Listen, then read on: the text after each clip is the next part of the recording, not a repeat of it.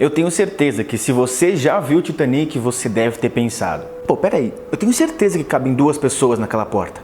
Ou talvez, o filme forçou a barra, com certeza dava para os 2 terem sobrevivido no final. Se você já pensou ou ainda pensa assim, deixa eu te contar um negócio, meu amigo. O Jack tinha que morrer no final. Tá, mas por quê?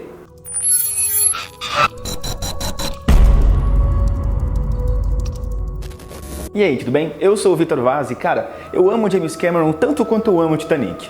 Sério, o cara é um dos meus diretores favoritos. E eu lembro que eu também já me fiz aquela pergunta do começo do vídeo, cara. Eu tinha certeza que quando eu via o filme antigamente, eu pensava que o Jack e a Rose poderiam sim caber naquela porta e, por consequência, viver um final feliz pra sempre. Mas quanto mais eu via o filme, mais eu entendia. E o Jack tinha que morrer no final. E não é só porque estava escrito no roteiro. O motivo verdadeiro da morte do Jack não envolve a física da sobrevivência, a temperatura da água ou a dimensão da porta, mas sim na própria lógica da história. A função do Jack nesse filme é servir como catalisador da mudança da Rose e dar a ela a vontade de viver. Sim, cara, Titanic até pode ser interpretado como uma história de empoderamento, mas não entenda isso por nenhum viés político não. E uma vez que o propósito do personagem do Jack tenha se cumprido, ele se vai. Mas deixa eu explicar isso desde o começo.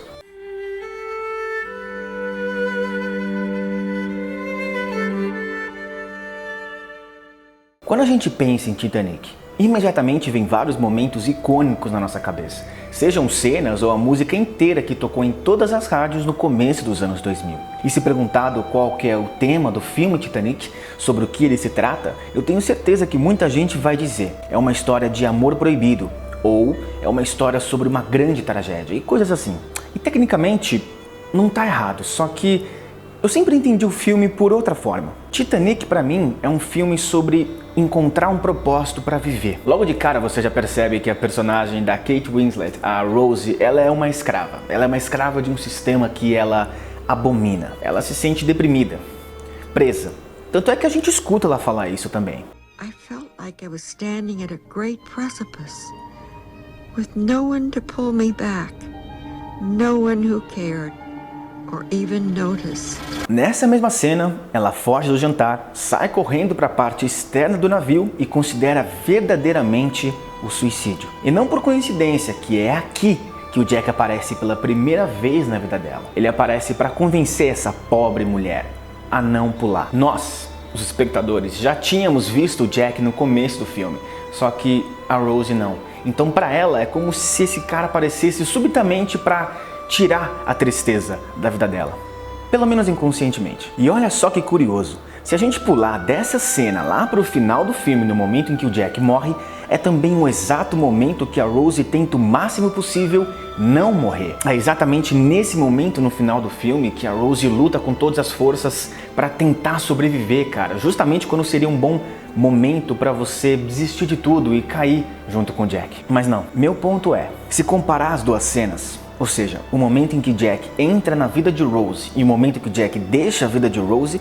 podemos ver claramente o objetivo do personagem do DiCaprio: ensinar Rose a manter dentro dela aquela vontade de viver, a deixar aquele fogo que vive dentro da Rose, que tanto impressionou o Jack, sempre aceso.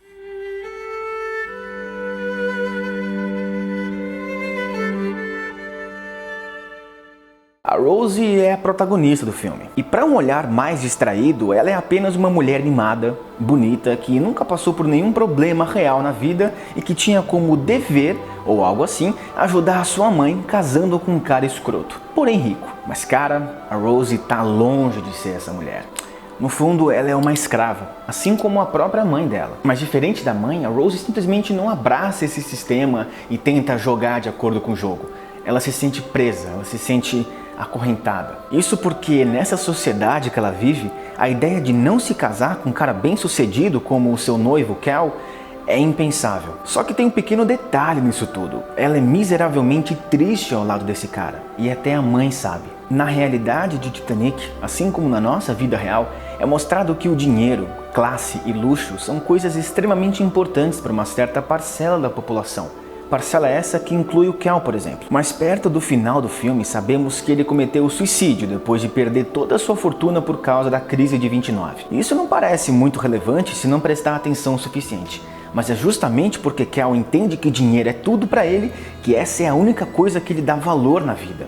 E quando ele perde isso, por consequência ele perde a própria vida. E no final do filme, quando a Rose mais velha joga o coração do oceano no mar, ela tá ali de novo, rejeitando esse sistema de valores do Cal e de todos aqueles que ela conviveu naquela época. A Rose entende que a riqueza não é a coisa mais importante do mundo, e sim as nossas conexões interpessoais que nos impulsionam por aí. Tem até uma cena que personifica exatamente a Rose vivendo nessa prisão de expectativas sociais, que é quando a sua mãe amarra o espartilho nela de forma bem agressiva. Aliás, falando em prisão, o navio do Titanic funciona como uma grande prisão, representando tudo aquilo que a Rose detesta e quer fugir. E conforme a Rose vai transformando a sua personalidade, suas roupas também mudam. Antes presa a roupas apertadas e desconfortáveis, agora ela usa vestidos leves que possibilitam a moça a ter alguma espécie de liberdade. Curioso, né? Sim, pode-se dizer que a Rose é uma vítima do seu tempo. Só que isso é temporário, porque ao longo do filme a Rose vai se transformando em outra coisa. Ela jogar o coração do oceano no mar simboliza justamente devolver essa joia ao Jack, reconhecendo a importância que ele teve ao restaurar a vida no coração dela, deixando o fogo aceso. Fogo aceso esse que ela tanto precisava para viver uma vida longa e satisfatória. Por mais que a gente lembre de Titanic como uma bela e trágica história de amor, o filme, na verdade, é sobre encontrar a vontade de viver. Para que a Rose recupere essa vontade de viver, ela primeiro precisa entender como chegou lá, ou seja, o que há de errado na vida dela, e a partir daí viver autenticamente sendo quem ela é. A viagem da Rose no navio através do filme representa visualmente a jornada mental que ela passou a fim de quebrar as correntes das restrições sociais que antes acreditava ser impossível. E o navio chamado Titanic, o navio inafundável, que outrora representava essa grande prisão para Rose, afunda no final do filme.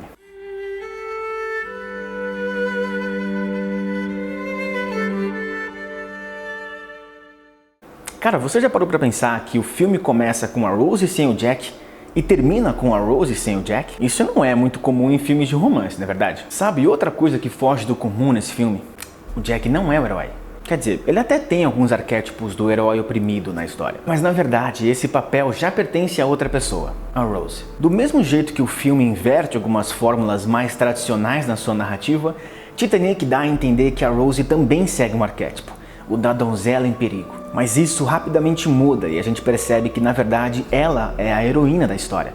É ela que passa por todo um arco narrativo de transformação, quase que como a jornada do herói. A função do Jack nesse filme é simplesmente servir a Rose.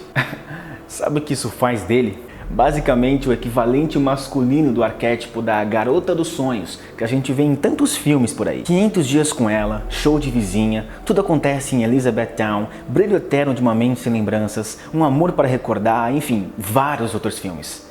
Sabe o que eles têm em comum? Geralmente é o cara que passa por todo o arco de transformação e mudança pessoal, enquanto que a mulher é aquela que serve como um propósito dessa mudança. Isso não é uma regra nem nada assim, mas é uma fórmula bem comum da gente encontrar nesse tipo de filme. Só que em Titanic, não.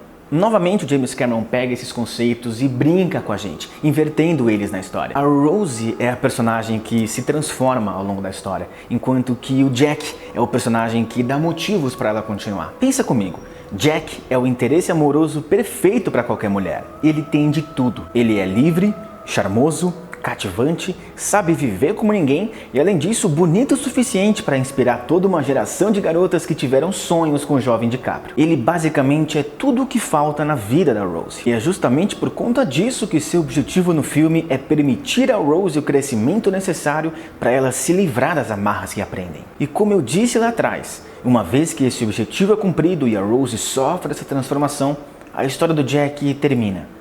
E é por isso que ele tem que morrer no final. Não é porque ele não cabe na porta ou qualquer outra desculpa, e sim porque ele não tem mais utilidade na história. Tem até umas teorias na internet dizendo que o Jack era tão perfeito que ele não era real, e que tudo não passava da imaginação da Rose. O que não faz muito sentido porque outros personagens interagiram com o Jack ao longo da história, então essa teoria é furada. Mas quando eu li uma dessas teorias, teve algo que me chamou muita atenção. Essa teoria falava sobre um conceito de Jung, o psicanalista que eu já mencionei aqui no canal em outros vídeos. Esse conceito chama ânimos. Resumindo em uma breve linha, Animus funciona inconscientemente como o lado masculino da personalidade da mulher. Ou seja, o Jack era o Animus da Rose. Ou seja, o pedaço masculino que faltava nela. Teach me to ride like a man. And chew tobacco like a man. And spit like a man. Então, na visão de Jung, uma mulher entrando em contato com seu Animus geralmente envolve encontrar força de vontade e determinação para agir. De acordo com esse conceito, que também serve para homens com o nome de ânima, as mulheres vão se sentir mais atraídas pelos homens que mais corresponderem à sua masculinidade inconsciente. Sabe o que isso significa, cara? Que a Rose sempre foi esse mulherão da porra, só que reprimindo esse lado ao longo dos anos. Até que o Jack aconteceu. A partir do momento que Rose se funde com Jack, seu Animus, ela se torna ousada e inabalável, como ela sempre quis ser. E num período muito curto de tempo, ela termina com seu noivo, vira as costas à sua família, abandona a sua classe social e arrisca tudo. Quando finalmente ela chega na outra margem depois do naufrágio, a Rose adota um novo nome, em um novo país. Dawson. Rose Dawson. Adotar o sobrenome do Jack no final é assumir um compromisso simbólico com ele. Compromisso esse de não deixar esse fogo apagar e sempre encontrar motivos para viver. A morte do Jack pode ser interpretada como um momento em que o seu Animus deixa de ser algo separado dela. E o resultado disso tem um nome, Rose Dawson. But now you know there was a man named Jack Dawson, and that he saved me in every way that a person can be saved. Bom, e por esse vídeo era isso, eu espero que vocês tenham gostado. O que eu mais fico inconformado, cara, é que mesmo depois desse puta filmão, tem gente que acha que o James Cameron não escreve boas personagens mulheres fortes e independentes. Não é mesmo? Hollywood Reporter e outros veículos de comunicação brasileiros. A Rose é foda. Enfim, James Cameron é fera, Titanic é excelente e o mundo é um lugar melhor por conta disso. Eu sou o Vaz, vou deixar o meu Instagram aqui na tela caso vocês queiram me seguir e um beijo, um abraço e até a próxima.